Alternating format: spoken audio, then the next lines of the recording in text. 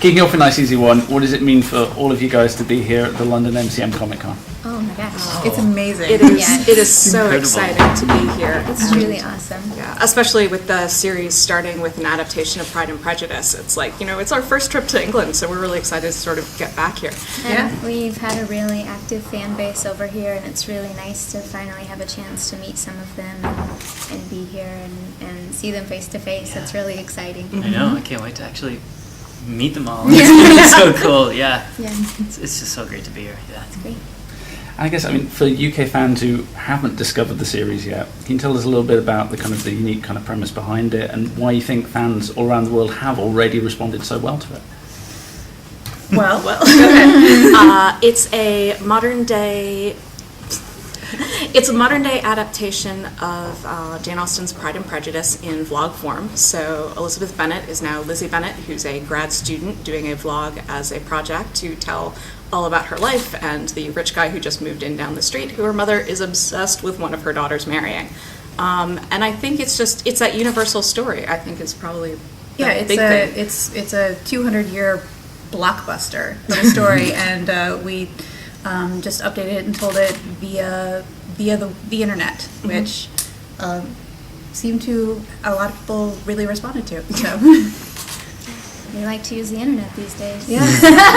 Yeah. And the thing that was exciting about that was all of the characters had a very strong presence online and in the videos, and I think people really grew to become very close to them because they could interact with them Via Twitter or Tumblr. which was pretty new and exciting for all of us. I think none of us had been involved in something like that, and it was a really cool experience.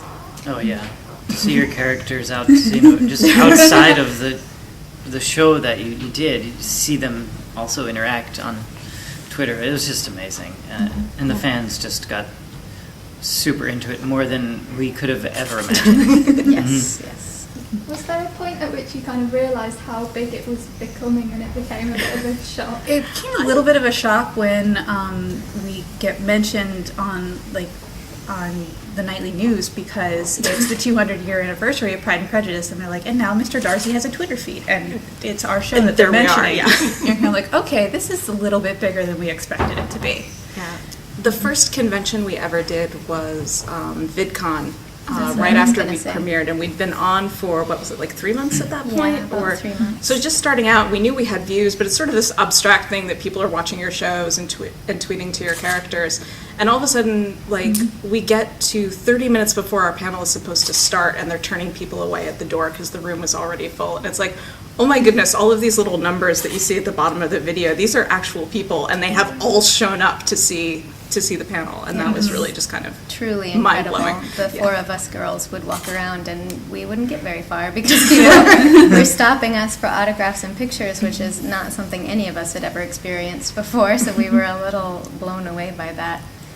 And now we know to not walk anywhere by ourselves at that sort of convention. Obviously more so than almost any other series, you guys have had a lot of interaction with fans. I'm curious, has there been for you one particular encounter? Kind of face their relationships head on, and also relationships with their sisters, because that is largely what the show is about. And to hear somebody say, and not just one somebody, but many somebodies to say, like, this show made me re-examine my own life and treat people better or not judge them so harshly. That's truly humbling, and that's kind of, we tell stories to have an impact on people, and it's really cool that we got to do that with this. Yeah. The fans have just been, just stuff I never thought would ever happen. Fan art, dolls. We have collections of things that people have sent us and made for us. The coolest thing has been seeing how talented our fans actually are. Yeah, they really are. Yeah, we have How creative and just it's just really incredible stuff. I have a puppet me if you ever need one. Yeah, I as well. I may do. Yeah, we have one fan who, at one point, they're sort of like calling us on like a story thing that might have been a little, and she wrote this parody internal memo at the fictional Pemberley Digital offices about, it's like, the boss's little sister has gone rogue. What are we going to do about this? And, and we thought it was hilarious, and it was really insightful, and we wound up hiring her, and she worked on Emma Approved after that. So, Very cool. yeah, it's been really cool. When it comes to things like crowdfunding nowadays, you've got basically no limits with what you can do online. So with that, are you guys considering maybe signing up more crowdfunding and just improving what you already have, building upon that? Well, we did it once. Our crowdfunding campaign was done after the fact. It was done so we could make a DVD, which we asked for $60,000. We ended up getting $460,000, which was absolutely insane Shocking. to us. Yes. Utterly shocking. But that was so we could make a DVD, because we kept getting asked by fans who wanted something physical to hold, I guess, because they're free online, the videos. But I don't know as if we would do crowdfunding again, just because it feels like you do it if you have to do it. We're very, very lucky to be in a position now where we can fund stuff in another way. But I don't know. That's just my opinion. Well, the Lizzie Bennet Diaries is over, and so I don't know that there's any more life for it there. But our fans have kind of moved with us. Max and I are in another production that just had a Kickstarter about 6 months ago. It's called Muzzled. It's going to be a musical web series, and it was successful. And we both each have Patreons for ourselves and our personal channels that are doing quite well, and that is really wonderful, and I think also gives you kind of even a closer connection with your audience in that way, because you kind of, you owe them a little bit, because they are so generously giving you money to support what you're doing, and it's really cool. We're very thankful for that. Yeah. You answered that way better than I did. Yeah. That's great, yeah. But I was going to say, the Patreon for us, through that, they are helping us, and we are also interacting with them on a more personal level, which is really neat, and it's something that today's audience really wants. And it in turn helps us make better content, makes us- because yeah. we're speaking with them directly Gosh, about what yeah. they, what they like and what they like to see. Yeah, and I think for a lot of fans, it's a way for them to sort of feel like they can give back. Like, you've done a thing that I enjoy that I'm not required to buy. So this lets them, feel like they can sort of have that investment back in what you've given to them. Yeah. So, and that's really nice when people feel that way. And Yeah. it's lovely when Yeah. they just watch the videos, honestly. Could we make this last question, please? That's all right. Well, I guess, you mentioned obviously celebrating one of the many, many anniversaries we've had for Oscar's work.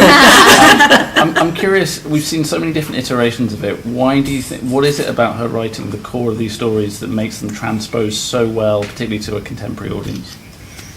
Well, I sort of feel that it's universal because it's about somebody growing up. It's about Lizzie Bennet or Elizabeth Bennet becoming an adult, essentially, becoming her own person and figuring out who she wants to be. And that translates incredibly well no matter what generation you're in. We all sort of have a little bit of ourselves, or can see a little bit of ourselves in her story. So it's just, Jane Austen tapped into something universal. And we are lucky just to be able to tap into that, I guess. Yeah. I think one of the fun things about turning it into a contemporary story is we think of Pride and Prejudice as the quintessential Regency romance, and it's easy to forget that when she was writing it, she wasn't writing a period piece. She was writing contemporary social commentary, and I think a lot of that was something that, because of the length and the space that we had in our adaptation, we were able to bring in and talk about stuff like that, like the Charlotte Mr. Collins relationship, which became he offered her a job, because if you look at it in the book, he was offering her a job. It was, will you be my domestic engineer? And she said yes, and it worked out. So it's fun to sort of make those sort of translations and talk about things like that.